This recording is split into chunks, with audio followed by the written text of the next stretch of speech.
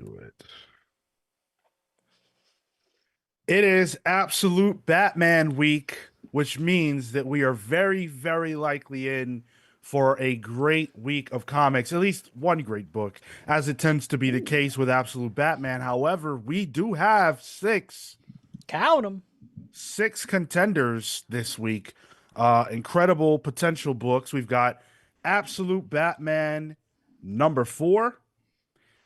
We have Aquaman #1, the big debut. Oh, ho, ho. Finally.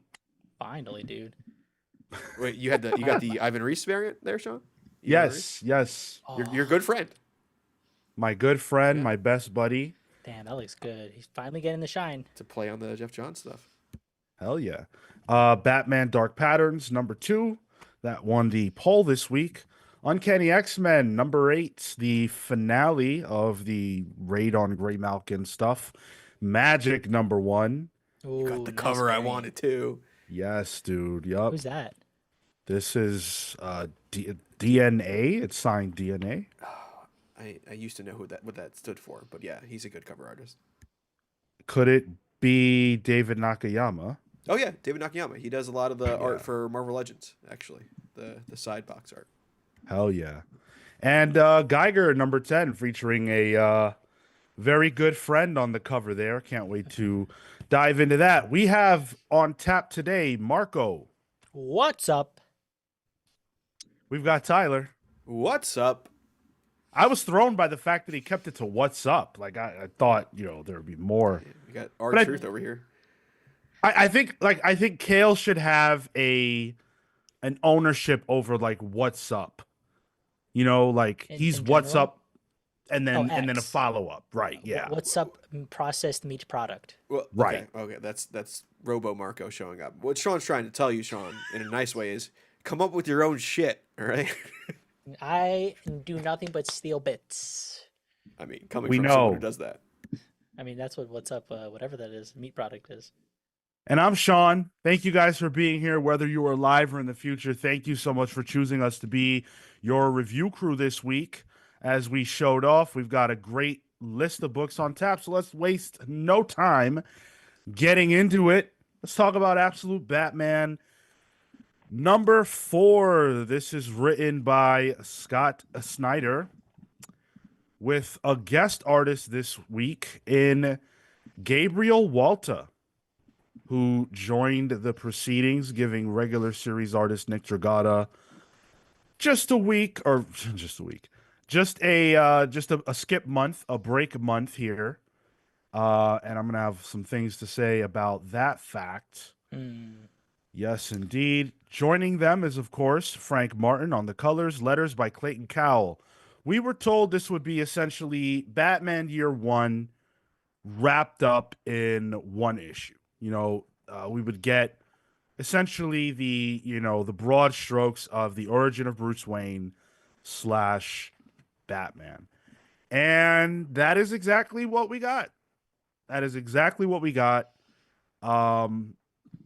In an issue that explores, the ins and outs of how Bruce came up with, the Batman concept, the different design iterations of the suit, a very interesting deviation that he takes on the way to the suit that we know and love. A conversation with his father is interspersed, and it's kind of built around Bruce as a child in the aftermath of his father's murder at the courthouse, speaking in front of the jury and the court ahead of Mr. Joe Chill's sentencing and everything else. What did you guys make of this issue of Absolute Batman? Did it knock your socks off? My socks were not on. I have Crocs on instead, but that's irrelevant to the quality of this book. I like this issue. Again, one of the things I praise about Snyder's work on this book specifically is the way he's writing Bruce Wayne is very different, but very familiar. And the whole Bruce Wayne origin and the Year One, we've seen it so many freaking times in comics and film and TV, that it's necessary to tell the story of Absolute Batman, but Snyder just does it in a one shot as well. I think he makes some interesting choices. I think the whole the vampire of it all with Batman deciding the first iteration of the Batman has, like our main Batman has the pointy ears, but this one also has paralytic arcade prize plastic teeth. Yeah. And he like bites people with it. He tried to really go on the vampire side of things, which I thought was goofy, but it's quickly dropped. Like he did it. He did a trial run, didn't work out. The two things about Bruce here that really stuck with me. It continues that Batman AF that is kind of the theme of Absolute Batman. Advance forward. Batman and Bruce in this process, it's all about iteration, and it's about changing and adjusting on iteration, finding what works and finding what doesn't. And in the same vein, this Bruce, the young Bruce that we get in this, is different than our typical young Bruce. Like what I'm used to seeing from the origins of a Bruce Wayne is like a kid who's scared, who falls down into a shaft and sees all these bats and it scares him, or a kid in the alleyway holding pearls while he's scared. This Bruce is not. He's AF. He's always advancing forward, even as a child, and it's interesting. And I think it really paints a picture as to who this Bruce is. That I found to be another really good job by Snyder to just slightly tweak something, but it still remains really familiar. That's a good call out. As you said, put that together, and I think it's a really good point because he's a victim in both of these worlds, but in one of those he chooses to steep in his sadness and in the aftermath, and obviously you're going to regardless. He came out in this issue publicly to be able to say something defiantly. He was this is a courthouse. This is I wonder how many other kids are here, how many other parents or other family members are here alongside, seeing Bruce take lead, take charge. And that connects to the middle portions where he is building this bridge. He's going through all these iterations, but he's the one driving the force. He's kind of leaning, not even leaning on his dad. He's asking for his dad to provide him with some feedback. Hey, Dad, aren't you proud? Aren't you happy about this? And um, he is, even in those cases, taking uh, that step forward. But he has a support system, and here he's doing it alone. So yeah, that's a really good call out. Um, I I think that first iteration of the costume, I was wondering if these are some of the ideas that Snyder had for what he could do differently. Because when I saw that, I outright was like, "Yo, what the fuck is going on?" It looked like the first night, the Batman First Night, like the OG costume. There's a nod to it there, especially with the jumping and some of the flying. Um, and there's a lot of ferocity. That's one thing that he was doing on the Batman side, but then also on the project, for example, right? It's not anger, but it is this just like in your face loudness. I can't find the right word for it, um, but he has that character, and he realizes that he needs to bring it away from the symbolism and into what matters for people. He needs to connect with people, and that's one of the big differences of this Bruce, is that he's about people. He's not about Gotham and the city as its own being, not about stopping crime. It's like, what do the people need for me to be able to address the city?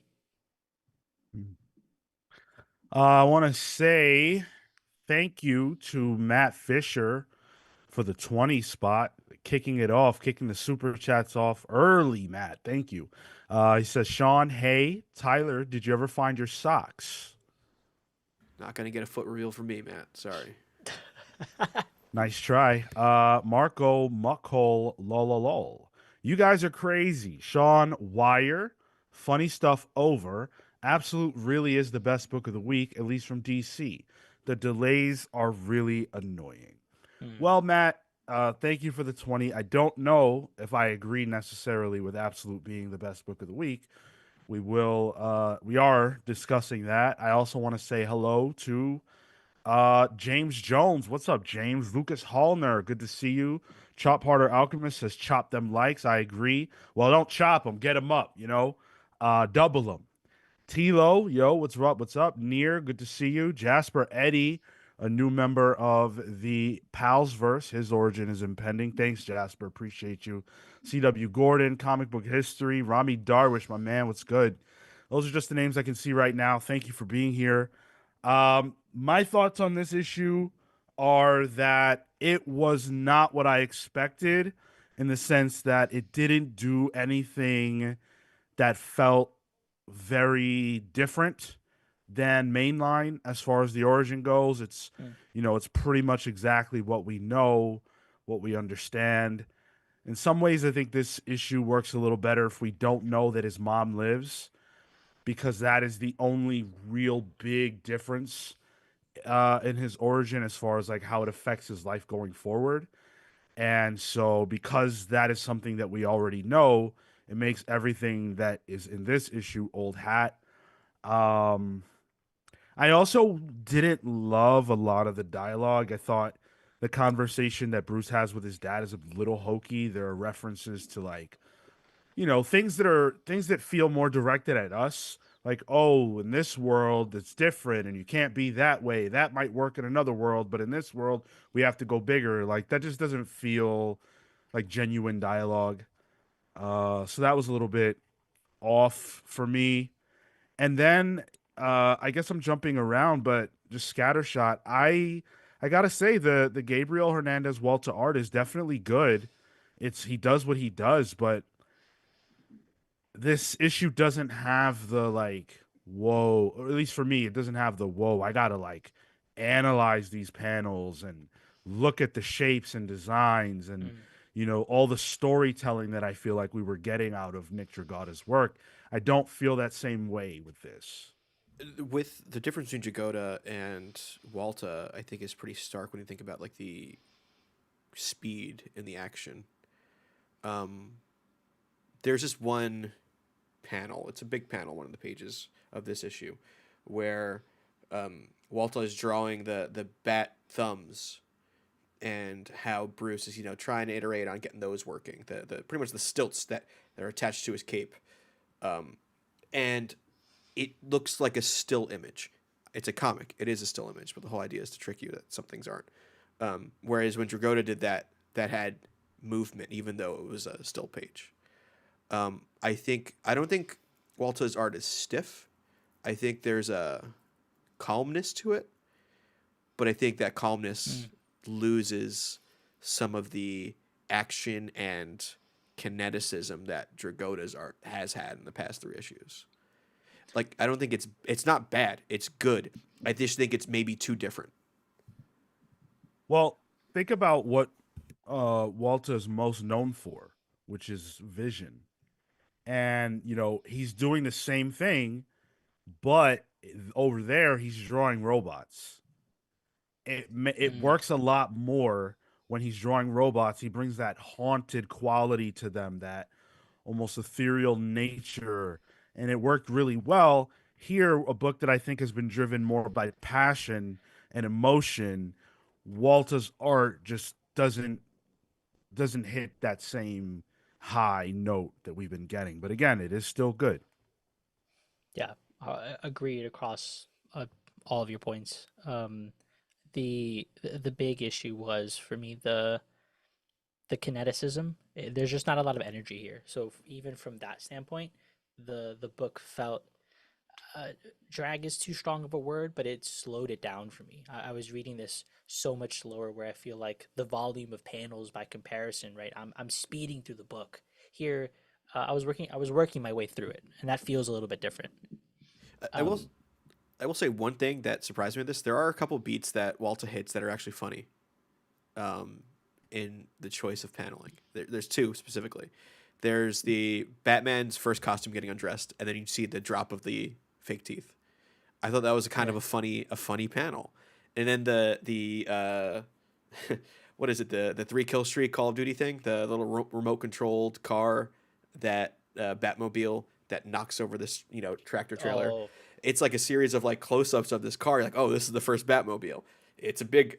Oh wait, no, it's tiny. This is an RC controlled car. I thought that was paced well, and I thought there was some humor to this that I wasn't expecting.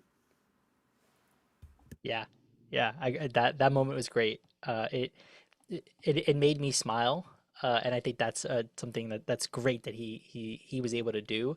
Um, but I feel like even then, that moment, the explosion of the car, or rather like the popping up of that car, is only driven because of some of the inks that he's done. I think the example you gave about the thumb and it moving, there are moments where he has kineticism and others that he drops it, like smaller moments. So there's a bit of inconsistency around, but as we've said, I think agreed that he's a strong artist overall. I don't know that the the tone for this issue and him being paired here was 100% grand slam, but I'm glad I got to see it. Yeah, I'm with you.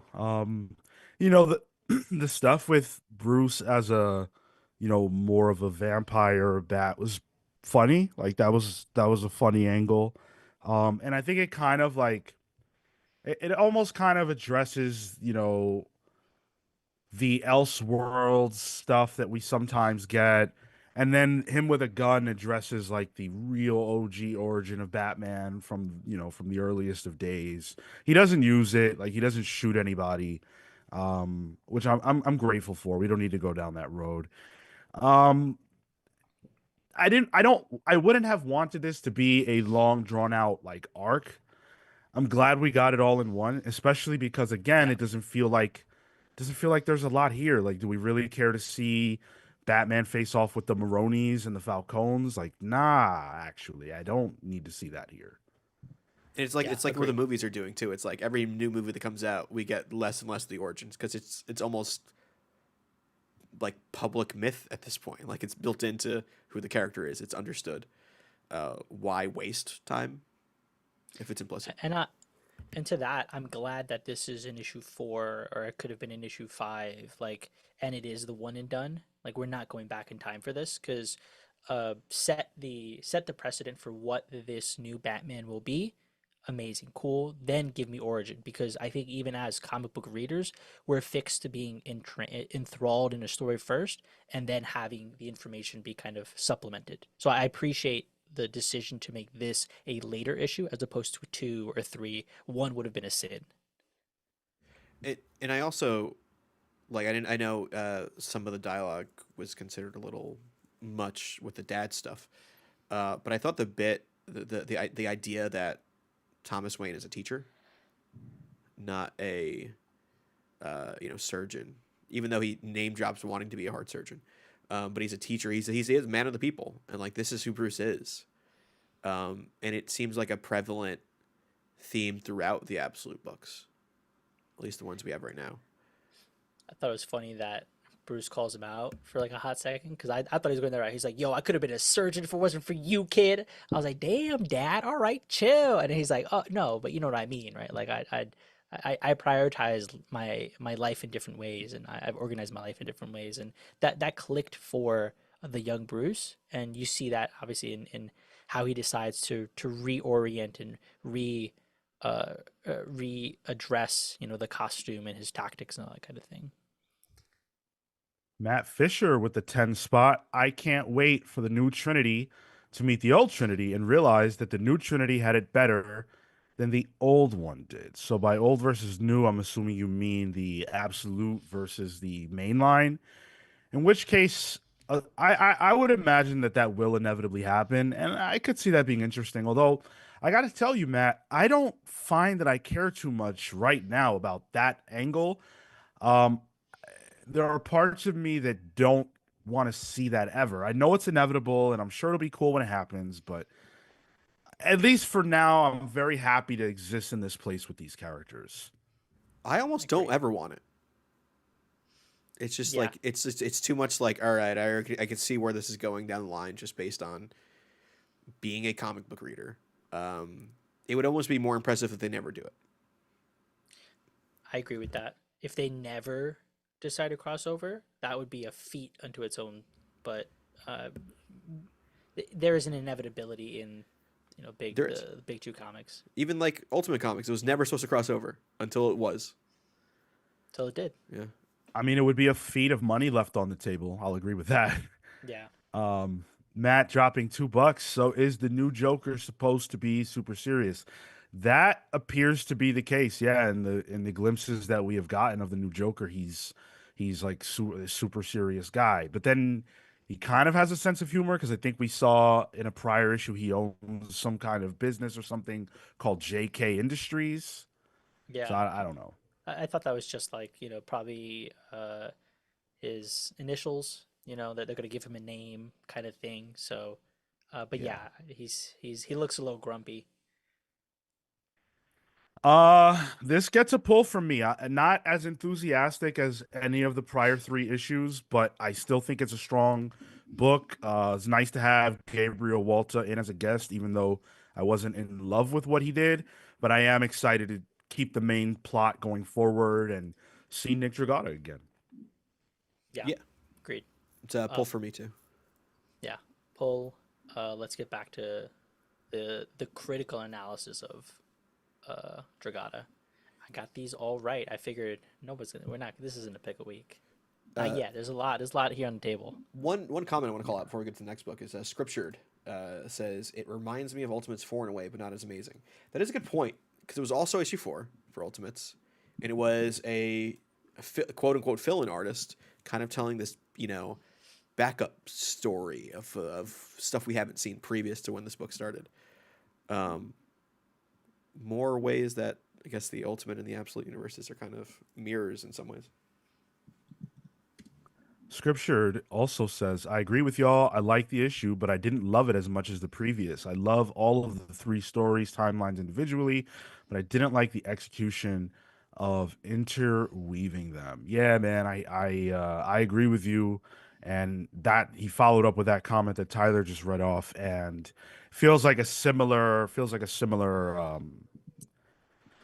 a similar framing, just not as impactful of a story. Because again, it doesn't stray too far from the origin that we already know. And by the way, thanks for being here, Scriptured. Good to see you. After our interactions over on Patreon, Scriptured is one of our patrons, one of the people who decided to support us in the new year. So thank you so much. You've got an origin impending, and we're going to try to do something fun for you this time. Uh, Hecatron, another one of the boys, says, "Boys, you got to stop going live without notifying me." Hey, brother, hit that notification bell. It's in the Discord It's true. Make sure your push notifications are on whatever phone you have. device. I usually most of the time post that we're going live soon, or like right when we're live on the socials. Yeah, Yeah, man. I'll send a pigeon your way next time we're live. That's what Keep it your is. window open. Oh man, Style So Serious makes a good point. This Batman is not a hero in the traditional DC lore. By lore, I think he means like traditional sense, and I definitely agree with that. This doesn't feel like a Batman who's out with a mission to be a hero, as much as it is a Batman who's got a mission to just save people. Which, I guess is similar, but the war on crime, the war to protect Gotham, feels almost like ritualistic. The I shall become a bat of it all. That doesn't seem to exist here, which is kind of cool. It feels more vigilante than superhero, even though Batman's like Yeah, the vigilante. He is also a superhero in the traditional sense. right. And I think that's something that actually rubs people the wrong way. And it used to rub me the wrong way too, that Batman is a superhero. But he totally is. Like what regular fucking person can fight like 99% of his villains, let alone Darkseid, right? Let alone. Um, Yeah. Matt Fisher joining us on the membership side of things by becoming a sidekick. Thank you so much, Matt. Matt, you are the Hey, man. I don't know how you do it, brother, but you hold us down. I see you over at Solomonster. I see you over at Comic Pop. Brother, share the secret. Thank you a lot. Appreciate it. Um, We have a lot more books to get into. We're going to be talking about some other books here in just a moment. I do want to say thank you to everybody who is live with us now. Make sure you hit the like button if you enjoy what we do. Shouted out the Patreon a few moments ago, patreon.com/the comics pals if you want to support us, because this podcast is supported by you guys. We are listener supported, which means that every dollar and cent that we earn comes from you, and we appreciate it. Thank you guys so much. Uh, Also, want to say that this Tuesday we can make it the announcement now. Why not? Let's let the pals, polls, people know. And this is accurate, right, Marco? It's this Tuesday. Yes, this Tuesday. Yep. It's Yes. coming Tuesday. This Tuesday at 6 p.m. Eastern, we are going to be joined by Jason Aaron. That's right. Jason Aaron is going to come hang out with us. We're going to, for the first time ever, he'll be the first guest of the year, and it's a first time ever appearance from him on the channel in any way, I think. We're going to be talking about, of course, Absolute Superman. Can't wait to chop it up with him about that. He's got a new book called Bug Wars and a lot of other stuff. So I'm excited to talk to Jason. Hopefully you guys are too, and will join us on Tuesday. I want to tell him that he made me like Teenage Mutant Ninja Turtle comics. Yeah, dude. Good Of course. stuff. Of course. Oh my God, that's gonna be fun. And then shit, the issue where Juan Ferreira is joining TMNT is Is that soon next? too. Would that be? That's the next It's issue. the next issue, yeah. It's probably Six. coming up imminently this month because we didn't read Ninja Turtles this month yet. We finished Yeah. 5. Yeah, I can't wait for that. I can't wait for that. It's gonna be So, exciting. and then of course, join us on Saturday, this Saturday, for the main show, 10:15 a.m. Eastern. We're gonna have a blast as always. Any questions you guys have for us related to Jason Aaron, please make sure that you either super chat them when we're live or throw them in the Discord in the lead into the conversation. We're going to get a lot of questions, and we always have limited time. We want to do right by you guys, but you got to help us out too by letting us, get them in an orderly fashion, and we'll have a blast. Yeah, we'll make an announcement in the Discord. You guys can get that ready. And James Jones, you're right. Namor, that's been good. Namor, hell yeah. One of my favorite duelists. Shit, man. Jason Aaron, I got some Marvel stuff. Like, what about Mighty Thor? What about Wolverine? What about just any Thor that he did? Sure, His Thors, yeah, that's totally. that's some good stuff, man. Gore. Yeah, right. Oh, Gore. Hell yeah. He, Hell yeah. he created Dario Agger, right? Dario did. Agger's my guy. He did. I love Fucking love that guy. I'm with you, Sean. I love Dario Agger. Yeah, I mean his whole Avengers run. I know that maybe wasn't your cup of tea, but it's probably one of the more prominent runs of Avengers in recent memory. Sure, if nothing else, it gave us Blade as a core true. Avenger. So, Yeah. all right, let's jump into the next book. Oh no, real quick, I do want to, since I put the poll up, I do want to acknowledge it. You guys said 61% pull on Batman. 17% of you said pick of the week. Didn't buy or read was 12%, and pass was 7%. Good stats. All right, all right. Let's get into Aquaman #1. It has been It's what, been a decade since too the long, last. Sean. Yeah, it's been a while. Jeremy Adams and John Timms, writer and artist, respectively. Colors by Rex Locust, letters by Dave Sharp. The first thing you see, well, the first page is, Aquaman, just scenes from his life, if you will. But when you get past that, we're up into a double page spread where Aquaman is fighting off a kaiju. It's man against beast in the depths, and man, is it absolutely stunningly beautiful. And that is the first thing I want you to know about this comic book, is that it is gorgeous. Yeah. John Timms does an incredible job showing these different avenues of the life of Arthur Curry, a man who is king, a man who is warrior, a man who is Atlantean. This issue very much reminds me of the first issue that Jeff Johns did with Aquaman. You have to think about that. It gives you these broad strokes, but this one was way more action packed. And it doesn't call into question in the same way whether or not Aquaman is cool or not. It comes through the door assuming that you know that he is. And if you don't, you will by the end of it. It never takes its foot off the gas, really. And I think it does a great job of reintroducing a character to a comic book audience who largely don't get to see him outside of team ups here and there. It's a good point you bring up because you're right. Like, when's the last time we got an reintroduction to Aquaman where he's already known to be like a pretty cool character? Like, sure, during Jeff Johns' run, there were fans out there, who were really into, the hook hand Aquaman run. Peter David, Hell right? yeah. Isn't there Peter David's run? Yeah, Yeah. But they weren't. It wasn't everyone, There's a reason why people joked about Aquaman still. But he's a lot more prominent in the public image. His PR team was great the past decade. Um, they need to, whatever Shrimps sent out his PR. Great job. So it is interesting seeing that. And I think, Sean, that double page spread you brought up is interesting too, because it's the page turn that you get. What is it? The God Killer? Is that what it said on it? Yeah. Yeah. This is the story of the God Killer, Aquaman, and you know where my mind went, and we just mentioned him. Gore. I thought about like, oh, is this going to be a Thor-esque take on Aquaman? Because you think Thor, you're like, all right, what's the DC counterpart? Oh, Wonder Woman, I guess, right? But really, when I thought about it, I was like, wait, no, it might be Aquaman. In terms of like this pantheon, and he's a king, and he has to lead his people. I can see the parallels there. And if Jeremy Adams and John Timms are doing this kind of fantasy epic with Aquaman, that's something I would really enjoy. And the little teases and hints that we got through this issue leading me to believe that it could be going somewhere like that. And I am interested. This was a fun #1 for sure.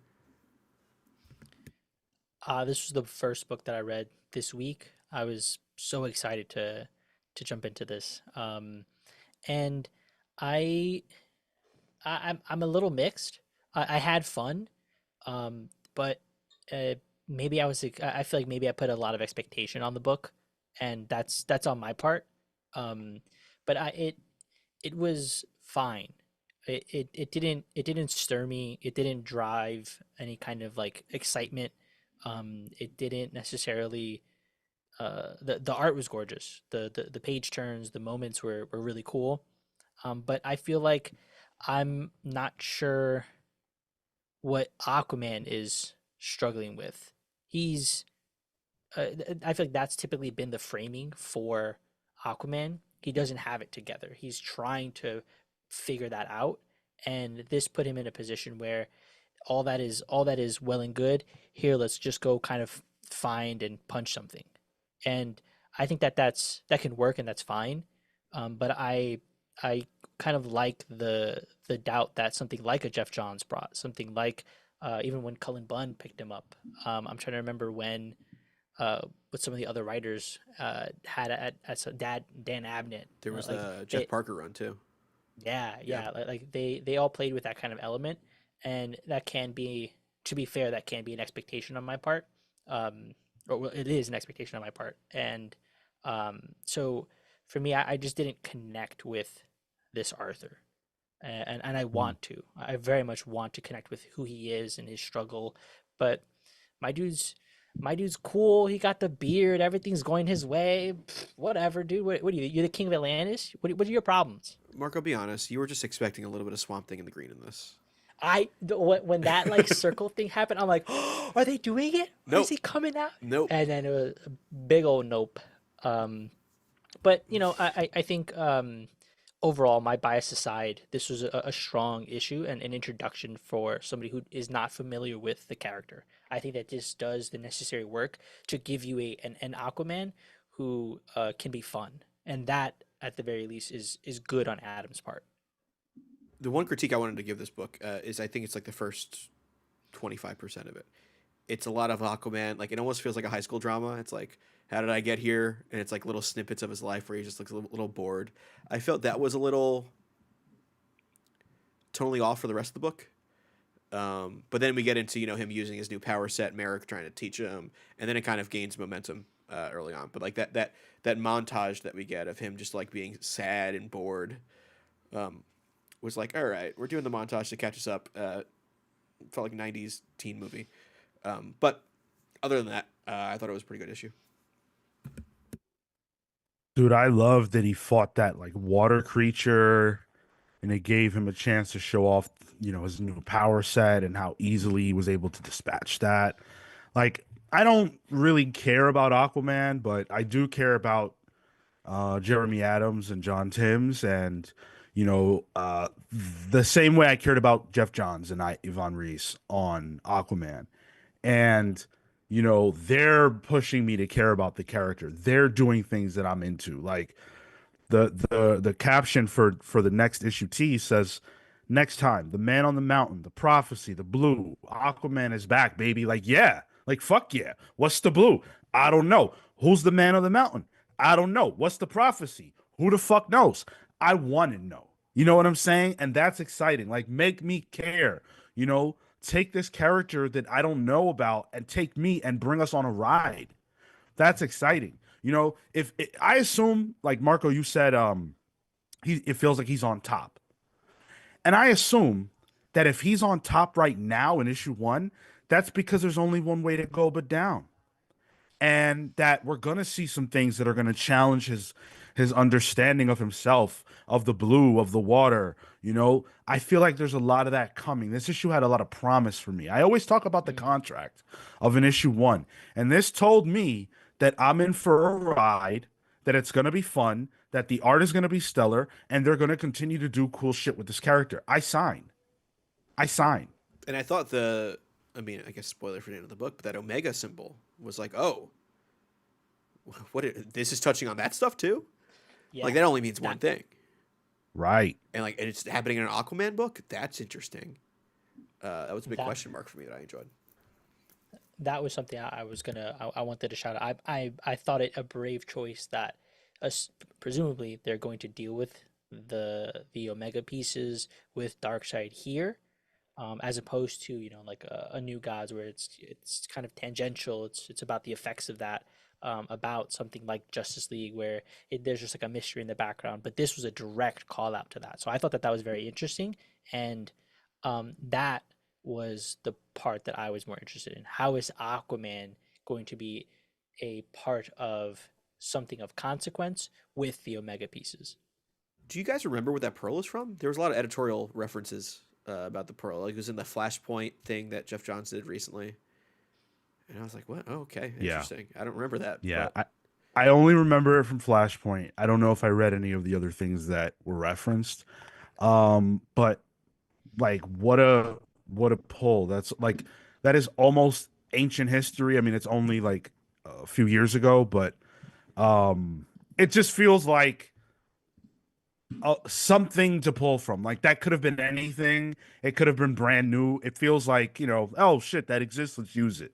And again, as a fan, we know Jeremy Adams is a fan of Jeff Johns. It makes sense that he's gonna, kind of do some archaeology through his prior works to get to this place. Yeah, Um, see like Aquaman issues like 40, 41 of like that Rebirth 52 era. Uh, mhm. so like I remember I read those issues. I have no idea what this Pearl was about.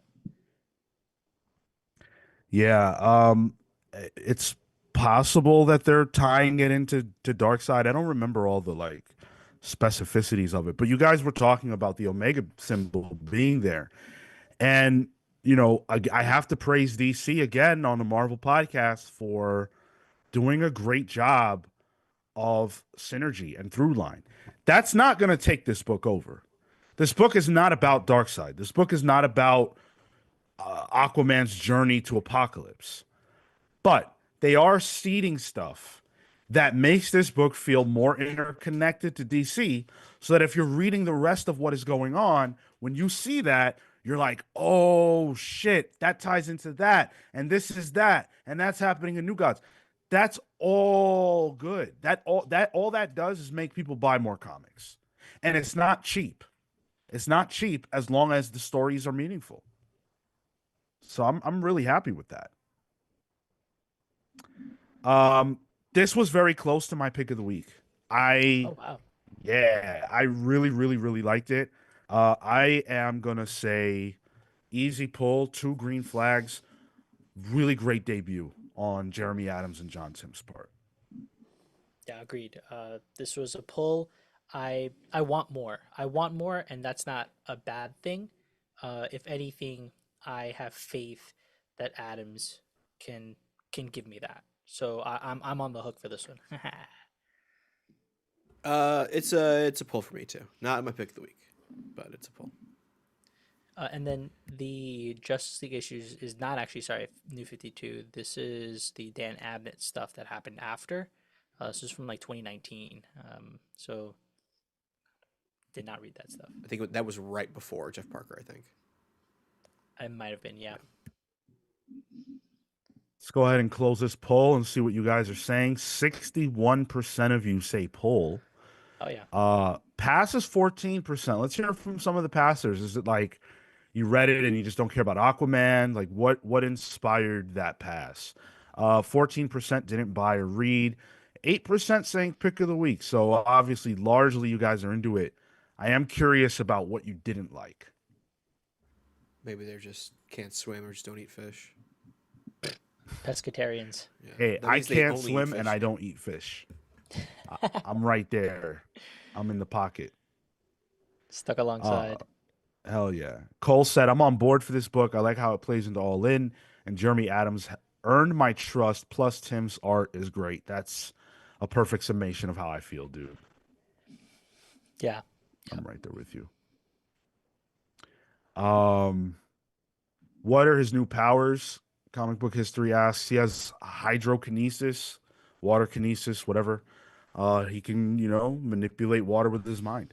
I thought you said, Chimera's powers. yeah, I thought you said water his new powers, and I'm like, oh, that's a good pun. Whoever wrote that was pretty good.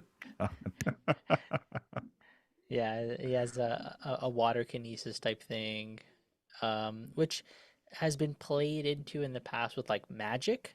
So I wonder if that's going to come into the fold at some point. But it's interesting nonetheless. Like I like that that's a feature of Mara that now he has. But um, does that? I'm sure Mara's going to get her powers back, and he's going to get that removed potentially.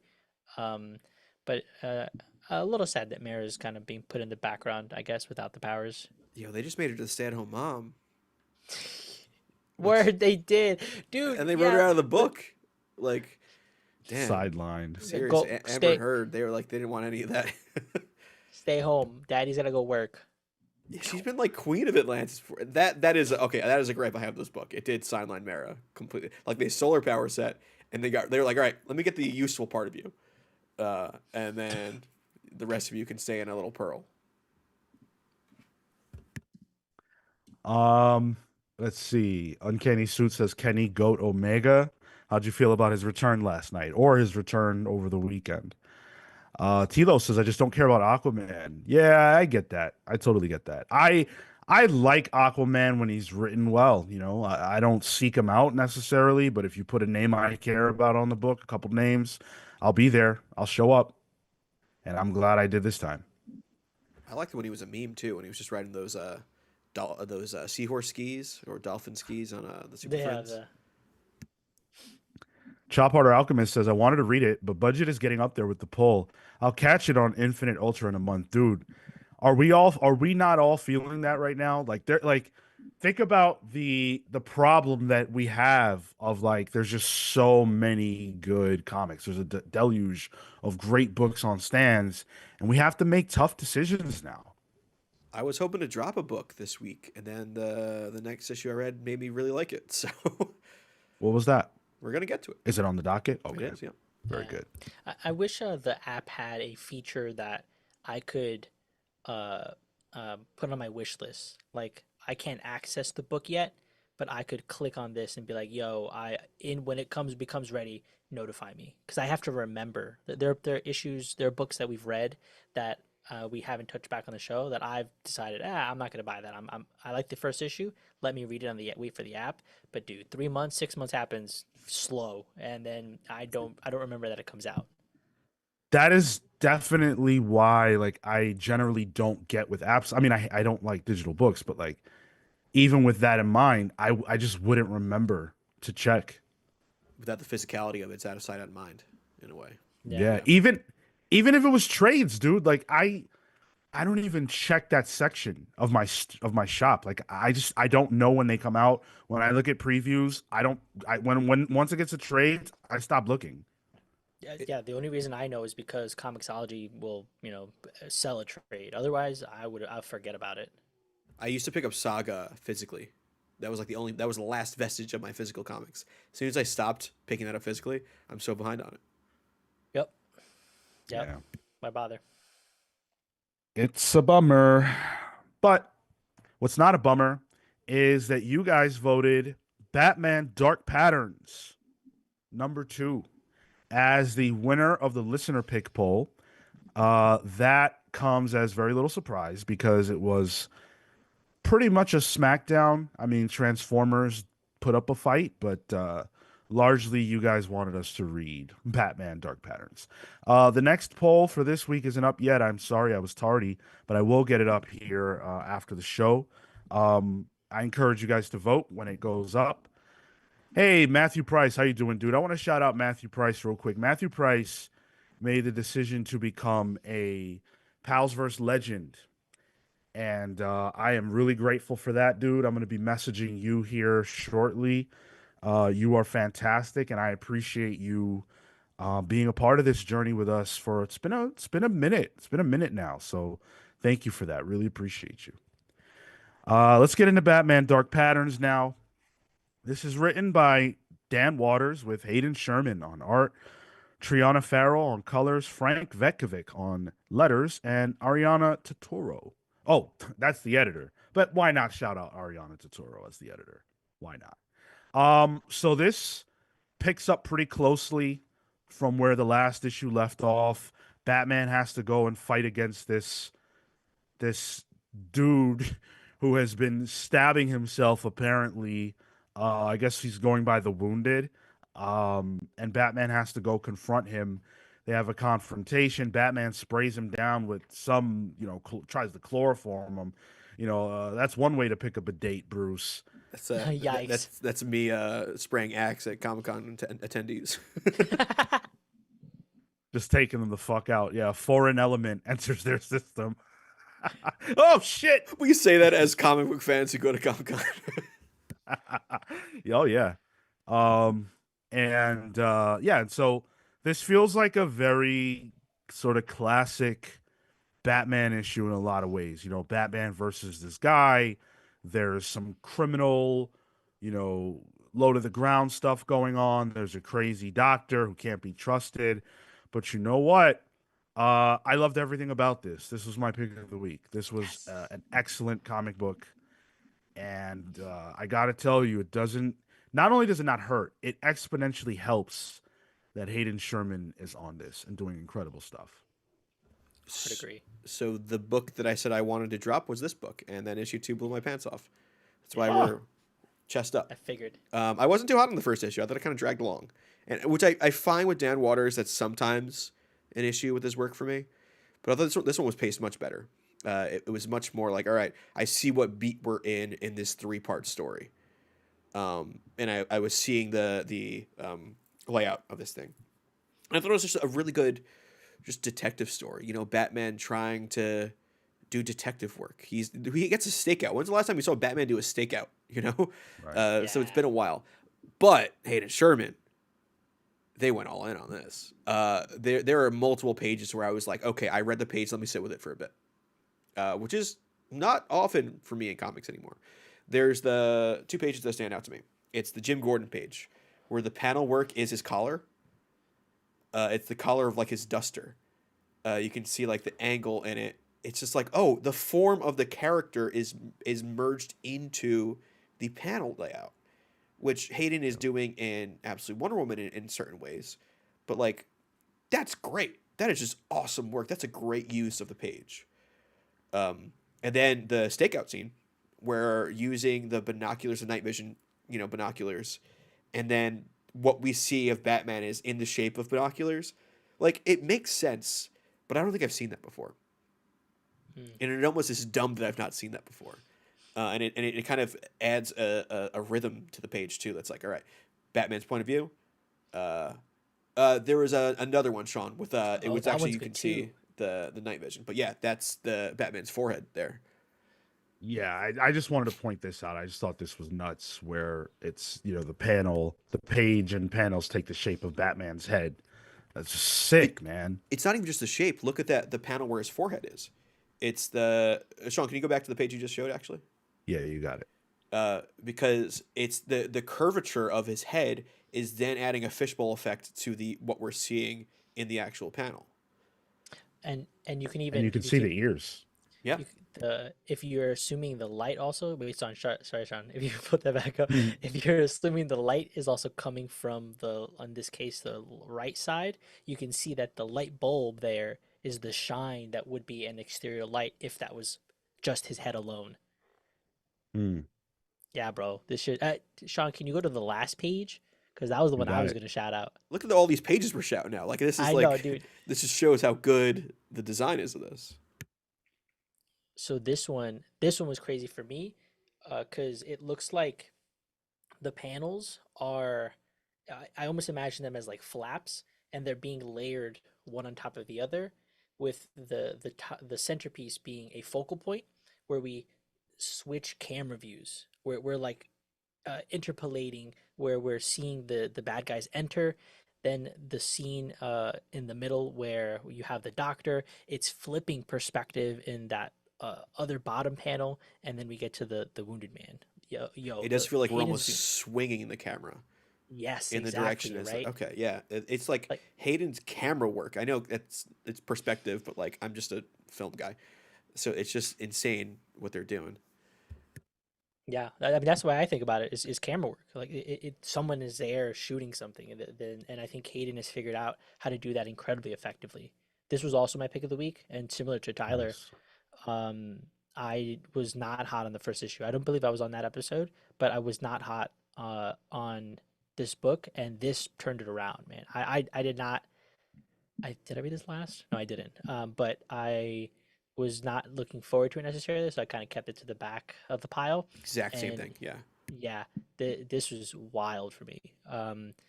I think also you said the classic nature of this, Sean. There was a moment where they whip out a like a folder. The article, the writer, the journalist gives him this, this old kind of just vinyl folder. And I'm like, yo, hell yeah, dude. It's not like a CD. It's not a little, here's Mm. a SIM card or it's whatever the paper. fuck. Like, yeah, paper. I was like, wow. I'm like, oh my God, paper? Whoa. Said a couple super chats real quick. We got one from MP who says Dark Patterns is so damn good. It's everything a Batman book should be. I hope Waters and Sherman get the main Batman title after Hush 2. Wow. That would be rad. I would be surprised just because of Hayden's, association with Absolute Wonder Woman, the fact that they started working on this way in advance to make time for it. But certainly, I wouldn't mind getting this kind of art on the primary Batman book. And for what it's worth, I thought Hayden was the star of the show in the first issue, and I thought Dan Waters was kind of lacking. I think Dan Waters' script was much better here. So, Yeah. um, the second super chat I wanted to call out is from Uncanny Suit, who drops 4.99 on us and says, "Great show as always, guys. Tough week out here in Cali. The fires just keep on coming. Prayers up for my West Coast pals, dude. Um, this has been on my mind heavy. I know we have listeners in Cali. Stay Yeah. safe as best as you can, whatever that means for you. It's awful that you guys have to endure this like every year. I know people are losing their homes and all that kind of stuff. It's truly awful. And the only thing that I can say is I hope that for whoever's enduring that, if we can be just a safe haven for you to come and hang out for a couple hours, talk about what we love, get our minds off the awfulness, then I'm grateful to be able to be that. Sorry you guys are dealing with this. Yeah. Stay up. There you go. Nice. The perfect New York uh Get well. Be good. Yeah. Stay up. Stay up. Sean gives that whole heartfelt message, and Mark's just like, yeah, stay up. I said the same thing. I don't understand. Okay, all right, fair. In a New York way, he said it. Yeah, I thought this was a fantastic comic, and we've hardly even talked about like what happens in it because like it matters, but it almost doesn't. Like there's this wounded guy, and like I said, Batman brings him to this creepy doctor, and it's like, there's stuff going on, and the dialogue is all good, but it's almost secondary. And I very, very rarely feel like that, where I'm not as driven by what is happening so much as how it looks and how I feel about it. Like it's a vibey book to me. I think the Wounded Man is creepy as fuck. I like the Yeah. concept, the idea, but I think that that's what this book has. It has a lot of concepts, and the concepts are doing a lot of good work. Um, and Waters' script is getting us through to the next panel, through to the next page in a fun way. But yeah, I feel like it's investigative work. So this is kind of feels like it it almost feels like I could watch this in the background. I'm letting action play out, but it's the craft that's keeping my eyes glued on the page. The Netflix of comics for you. Well, it would be, as Jeff Johns likes to say, like lean back, but the work that's being put in on the art front is bringing me back forward.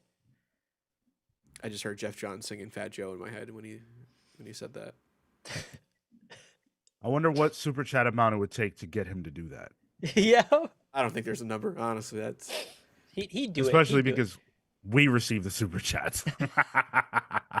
He'd do it for Jay, us. I hope so. Jay Says with the 199 pounds says, "Gotta go. Really enjoyed the show so far. Love you guys. Hey, love you too, man. Thank you for being a part of things." And we didn't address it, but I did see your comment earlier about the community and how proud you are to be a part of this, and I'm proud you're here. So thank you for that. Yeah, like I said, this is my pick of the week. Phenomenal, phenomenal, phenomenal comic. It's just great stuff. When the year is over, is Batman Dark Patterns going to be on my top 5 best series? I'm not so sure. But when the year is over, I will definitely remember what Hayden did in this book. So, I just want to call out one other comment here from MP saying the Wounded Man seems to be a victim of corporate malpractice. Reminds me of Batman the Animated Series episodes where there are often two contrasting villains, a costume crazy and a corrupt businessman. This does have real animated series vibes to it in the best way. yeah. Yeah. The colors give up that vibe strong. Yep. And then the way the story is being told, like it's got a lighter nature, even though the subject matter could be perceived as heavy. I feel like there were a lot of episodes of that show that were like that. Poll pass. I think you guys both. Pick of the week for me. Yeah, hell yeah, dude. I'm on a roll. Did you guess that to be my pick of the week? I guess everything's been right so far. I don't Wow. like this. I don't like this. There's one book that is gonna throw me off a little bit. Okay. I think. Okay. So we're gonna end the poll and see where you guys are at. 45% of you say pull. Didn't buy / read is 32%, and I believe that. I think you really should consider picking this up if you're not. This issue sold me. It sold us collectively. Pick of the week was 16% and pass was 5%. So there you go. Wow. Yeah, you're sleeping on this if you didn't pick this up. And if you picked up the first issue and didn't want to continue, this is your wake up call for that. Yeah. Tyler, that that page you have, cover you have on Yeah. the screen The is disgusting. The Martin Simmons cover? Yeah, that's the Department of Truth Gross. guy. I might have to scoop that next week. That's a great cover. Dark Patterns only has one alternate cover, which is like wild in comics now to only have one variant. On a Batman, Yeah. no less. Yeah. Sure. Yeah.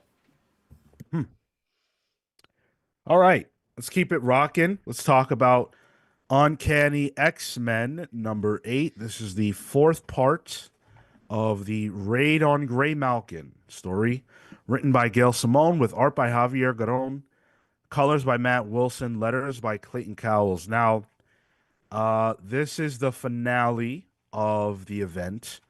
I am someone who is choosing to only read the Uncanny X-Men portions. I have not caught up with X-Men, and I don't care to. I think this issue does a fine enough job, I guess, telling you what's been going on. You know, we understand that the primary enemy the X-Men have to face down is this guy named Scurvy. In the margins of the last issue to here, we lost Blob and that whole crew. I guess they got dealt with, and so they're off the board. And now we just have to face off with Scurvy. The mutants are fighting each other. They're still under the effects of the pheromones or the mind control or whatever, the suggestion that's been making them a bit more violent. Professor X versus Scurvy takes place throughout this issue. It's almost like a not an astral projection, but a mental projection, if you will. And they're choking each other to death. And then things end in a basically a stalemate where everybody goes their separate ways and everything is good. And we never have to think about this ever, ever, ever again. CW Gordon says finale and event are generous terms. Um, yeah, man, this was uh clunky. I think that it still told an entertaining story, and especially if you've been following everything and you want to see this to completion, then this was serviceable. But there were moments that felt like a bit of inconsistency for me. The first one being, if they're all being like mind controlled and affected, the first one that broke me was Juggernaut has his helmet. He's not affected by these things. And Yeah. then Yep. also uh to be on the same level as uh Charles out the gate was a little unwieldy. Like I had to suspend a lot of disbelief to make my way through this. Um and uh and then the X-Men bicker, and that's not entertaining. My issue with this issue was I thought, and I did read the previous X Men issue back to back, so maybe it might be a little blurred as to when this happened, but I don't think we needed a 4 issue crossover, not even event, just a crossover, to tell the story of the difference between Rogue and Cyclops and their X Men is choosing to follow Charles's dream and not follow it and kind of forge their own path. I like that as a concept. And I think it's an interesting distinction to have in the text and have that be a kind of moral conflict that these two have. I don't think we needed all this for that, because I think we're back at where we were at the beginning. I don't think we ever had any real forward momentum.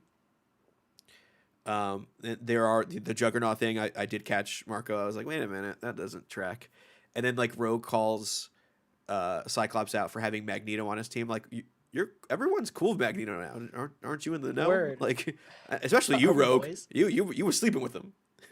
Oh, Little Mo with the gimpy leg. And then the cover also kind of bugged me because the cover doesn't happen. This is like one of those ultimate covers. Like there's no big bad in this. it's Inmate X, right? Is that Nimrod? Was it Nemesis or Holocaust? Whatever one of those horsemen is. Pretty sure that's Mr. Sinister. Yeah, Agent I thought that was Sinister, yeah. Sinister. Not in the book. So yeah, I'm conflicted. I think I'm passing on it, but I just thought that there are bits of it that I enjoyed, but I don't think we needed 4 issues of it. A lot of the issues being redundant too. Oh man. Um this was this was frustrating. Everything you guys pointed out, I agree with. I think it's all accurate. I was enjoying this book tremendously. Like there were some warts. It wasn't perfect, but I was enjoying this book quite a bit. And this crossover happens and it derails all of the momentum that I thought this series had, and I find that to be incredibly frustrating. Scurvy as this new all-powerful instant Professor X Omega level villain doesn't work for me. Sorry, I just don't buy it, and I find that to be frustrating. The Scott versus Rogue thing is completely forced, and it has been since it started. Everything about this era just feels forced and unnecessary and unearned, and that is really, really turning me off. There's nothing to this. There's not. This is fluff. It's fluff and it's flat, and it's not because Gail Simone doesn't have chops as a writer. It's not because the art is bad, which it's not. It's just because there's nothing to tell here. There's nothing to care about with Scurvy. Okay, so he was made into a slave by this doctor. All right. And she manages to enslave this super powerful psychic. Okay. I feel like you Podcaster. could, yeah, podcaster. Like, It's a simp. Like it was one of her simps. Yeah. and it's not that you couldn't possibly make it interesting. I just think they didn't. I just think they didn't. Hmm. And this era is quickly making me feel like I should be skipping pretty much all X-Men products for the foreseeable future. You know, Inmate X isn't Professor X. Okay, that's fine. It's probably Sinister. So now you're teasing me with a character that I don't want. Um, Yeah. like, sorry, I don't care about him right now. Leave him on ice. These X-Men came out looking all worse for all of this, I thought. Yeah, they were affected by somebody else's power set, but they do have ideological differences. At least the book says so. But what are they? Realistically, if you read every issue of this, or I mean, I read half of it, I can't tell you what their ideological differences really are or why this happened post Krakoa. Why it needed to happen post Krakoa. Shit was all good just a week ago in Krakoa. They were fine. It wasn't them that was a problem. Yo, we were chilling, man. Yeah. I share your frustration. Um, Damn. I think you guys might have worked me down to a pass on this one. Because it feels. I think the thing that Tyler said, where they they're back at the beginning. They reset. We've had this trajectory going towards nowhere, and this is issue 8. What are we doing? Like, that seems like a missed opportunity. Yeah. Um, Luna with the 199 says X-Men versus Avengers baseball's better than this crossover. Thank you, Luna. And you know what? I'm having a very, very hard time understanding what the agenda is behind these books, even because it just doesn't feel like there's anything there. It just feels like there's nothing there. Like it's disheartening for me. I want to love this shit. I love the X-Men, my favorite team, and I was so excited to get away from the old era, but there's not, I don't know. Yeah, I'm a little bit with you too. Like, um, that Luna actually brings up it's an Avengers issue, like 2 issues ago, where Avengers have a baseball game with Cyclops' team in Alaska, and like that was fun, and it showed the characters off, and it showed off dynamics, where it didn't really get that here. Like there are some bits in this issue where, um, Ilyana and Wolverine have a bit of a bit here. I don't, again, I think it was this issue, where they, kind of say Wolverine says like he misses her, and like I want character work from the X-Men. I want drama. I want a little bit of a soap opera in it. This felt like running on a treadmill full of debris, and it's kind of a shame too because this is 2 issues of an 8-issue run. That's what's the math here, Marco? Oh, Is that 25%? No. 25%. Yeah. Okay, good. I thought you were gonna finish that. I thought it was like that's what, like No, it's a quarter of the run so far, Yeah. and this run was running, and now it's running on a treadmill. So yeah, it's kind of a bummer. This is what happens with crossovers, though. I always feel like crossovers screw things up for momentum with books. And don't worry, we're My gonna. problem is I don't feel like any of these books have had a tremendous amount of momentum even before the crossover. I just don't think they're doing anything. And I was giving Uncanny a pass because I really like the creative team and they're doing a lot of character work that I enjoy, but what is the driving plot? Where are we headed? What's the momentum? And it just doesn't feel like there is any. And I'm gonna keep following this series because I was enjoying it before. But as I suspected, this crossover did less good for me with this series than anything, and so I have to pass. I didn't even care for the art that much, quite frankly. It was fine. It was serviceable. It did the job it needed to. Um, but there was nothing amazing. Like even the what is this, the second page? Yeah, the that spread, and you got the raid on Gray Malkin kind of incorporated into the this, I guess, psionic burst. It was an attempt, but it's all right. Yeah, it's a pass for me, unfortunately.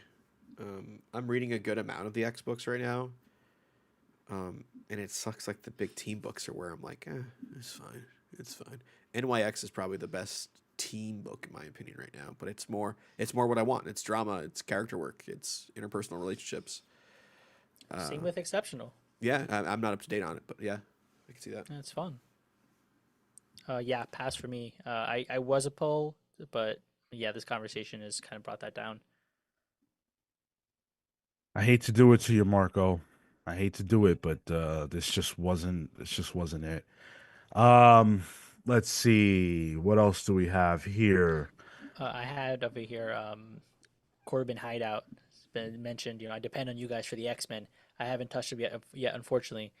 Uh, Maybe that was a good choice. There's the X-Men and then Uncanny. To Sean's point, Uncanny was doing good work, but this is kind of pump the brakes hard. Yeah. Comic book history says, aren't they going right into another event? Yes. We have another event. It's a Professor X event that's gonna, take over, cross over with X amount of books and potentially leave them in worse place. I don't want to speculate negatively, but it's just like I just have very little faith in this iteration of X-Men. Um, Scriptured says, I'm new to comics. This is my first crossover. Are they usually bad?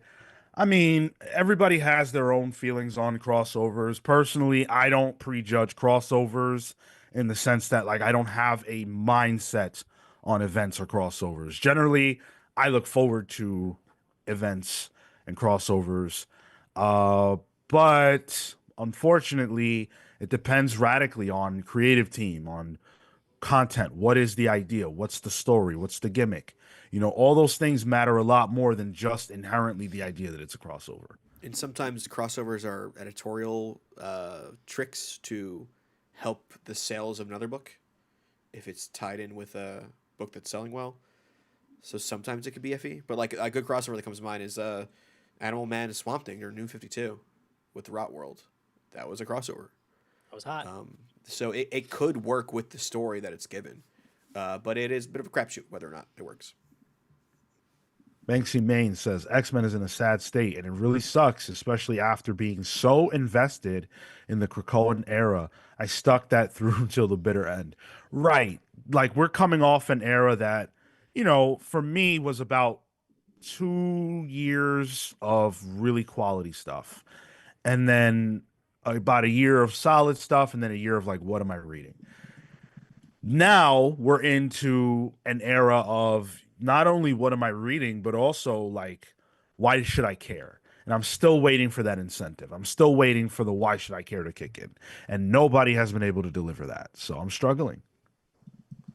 CW Gordon says X of Swords is the best X-Men crossover. CW Gordon, you need to tell me now, where are you from? Because I know you're not from the US. So where are you from? And how are the drugs? No, and where can I get them? Because that opinion can only be fueled by drugs. He's on a mutant growth hormone right now. Oh boy. Yeah, you guys weren't hot on it either by the looks and the results of the poll. You guys said, where is, there we go. You guys said 40% didn't buy slash read, pass 31%, poll 28%, nobody with the pick of the week. It's unfortunate. That's unfortunate. Hopefully things can turn around with the next issue. yeah, Well, speaking of mutants, let's talk about the rising star, probably the hottest mutant of the year in more ways than one. We're talking Magic, #1, written by Ashley Allen, with art by Germán Peralta, colors by Arthur Hesley, letters by VC's Ariana Mayer. So, Magic has had a weird life. She spent some time in hell. You know, she's been taken over by a demon, shared space with a demon. She can pull a sword out of her body that is her soul, made manifest, and she can kick some ass. And she does a little bit of all of that here in this debut issue that really feels a lot to me. And this is no discredit to the creative team. I actually thought this was solid work overall, but it feels to me a lot like, hey, Magic is really popular. We want to strap a rocket to her. Do something. they did something. I mean, this is what they're doing with the X Men. They did it with Phoenix. They did it with Storm. Like it's clear what they are doing with these characters, and I have to let that fall back in my head when I'm reading it because it is frustrating. It's frustrating when the Uncanny book is not really doing much for me, uh, and instead I'm like I got to read the superheroes of the stuff. That being said, though, I thought this was a pretty good issue. I'm Oh, not familiar with Ashley Allen. You said.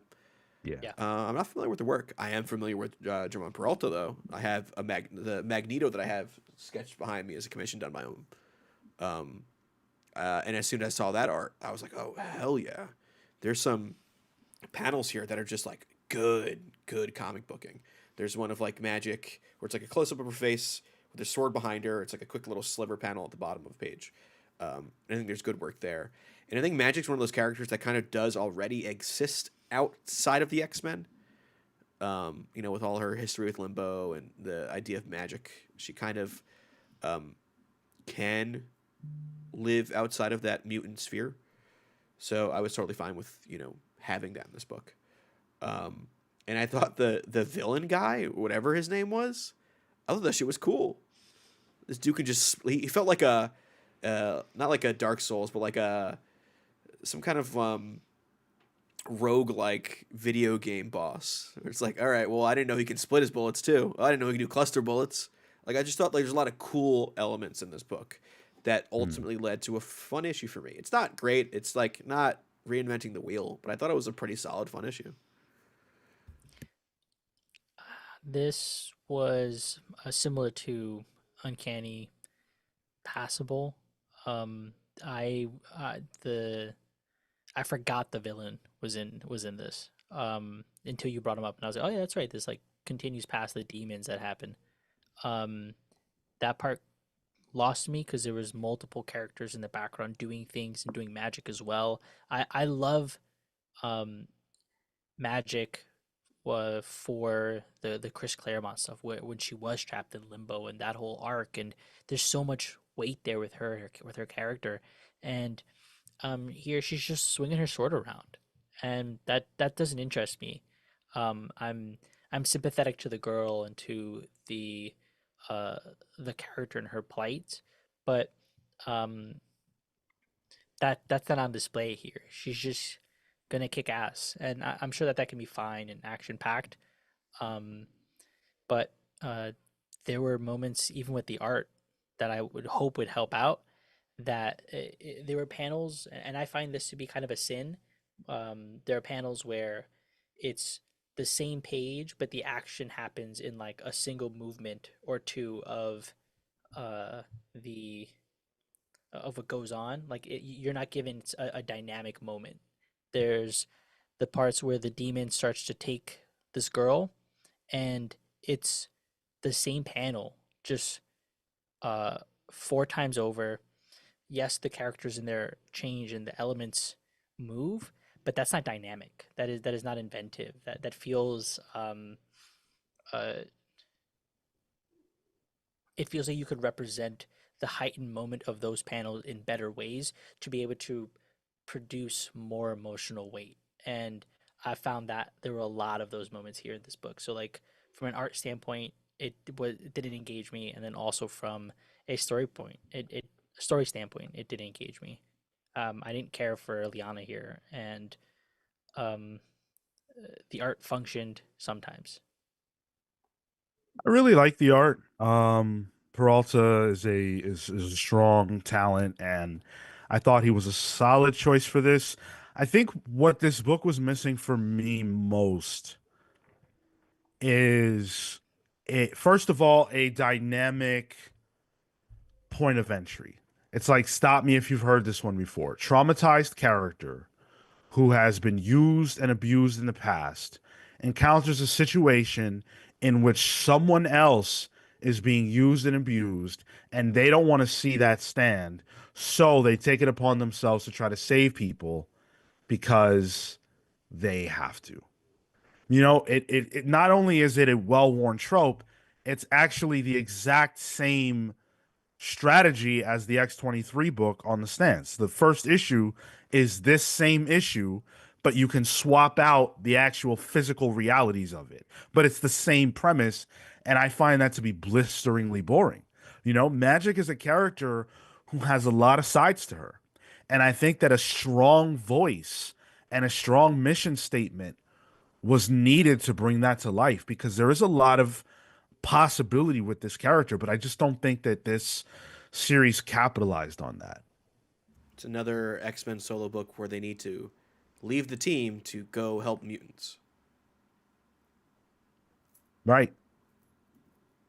Like we get that. We're getting it multiple times over in this era. So Yeah. what's the hook? What makes this special?